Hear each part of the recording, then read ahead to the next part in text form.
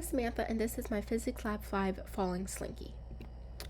The purpose of this lab is to observe the motion of a slinky falling due to gravity, and the physics principles we will be using is drag force and momentum principle, and the findings of this lab is that the bottom of the slinky stays stationary until the top meets the bottom. And over here we have a picture from the video we gathered data from. Spring oscillation. The momentum principle states that the rate of change of an object's momentum is equal to its net force acting on it. And here we have the formula F net is equal to delta P over delta T, where P is momentum, which is equal to mass times velocity.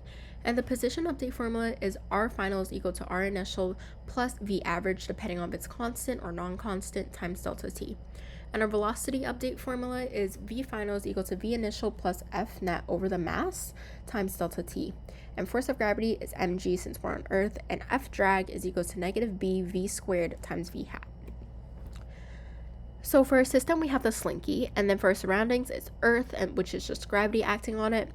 And initial conditions, we have the man's height, which is 1.75 meters, and that's referring to the sky on the left here as a reference to how long our slinky is. The mass of the slinky is 0.218 kilograms. The initial position is 0 in the x direction since we're starting our axis on the bottom.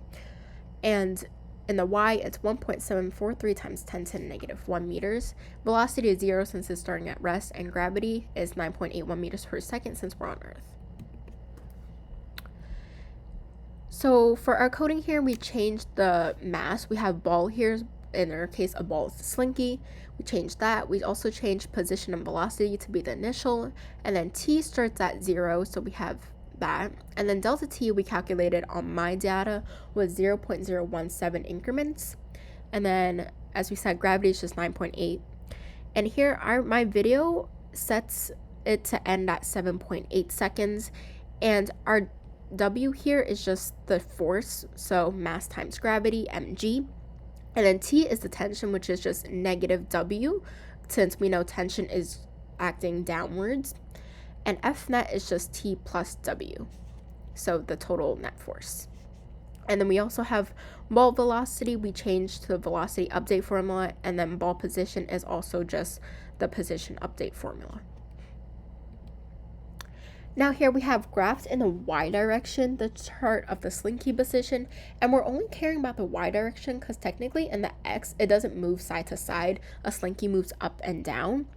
And here we're tracking the bottom, and it stays stationary up until about this point, which is where the top meets the bottom, and the whole thing starts going down. So what are our possible sources of error? Since the experiment was performed outside, there could be other factors that we did not account for, such as wind. And when tracking the movement of the center of mass in tracker, my points could have been off, causing the data to be inaccurate. And we see this because there are points where it peaks back up, which shouldn't be possible since the slinky shouldn't be moving back up once it goes down because things can't float on Earth. And that's just a tracker issue. Now lastly, does the bottom of the slinky stay stationary? Yes, the bottom of the slinky stays stationary until both ends meet and drop to the floor.